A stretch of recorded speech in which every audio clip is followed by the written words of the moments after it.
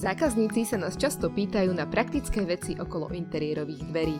Tu sú odpovede na 4 z nich.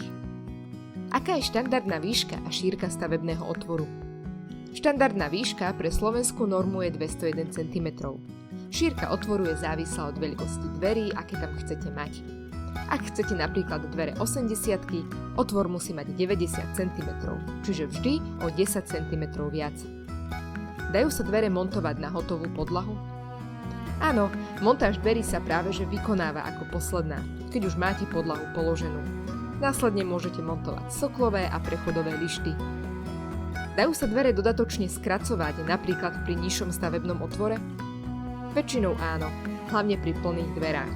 Odporúča sa skracovať dvere maximálne o 5 cm.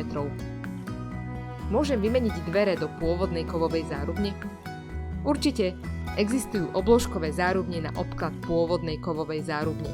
Je tu však riziko, že pôvodná zárubňa je príliš krivá alebo atypická a nebude sa dať takto obložiť. Preto vždy odporúčame pôvodné kovové zárubne radšej vybrať.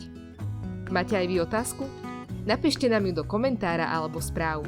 Možno bude práve tá vaša v ďalšom videu.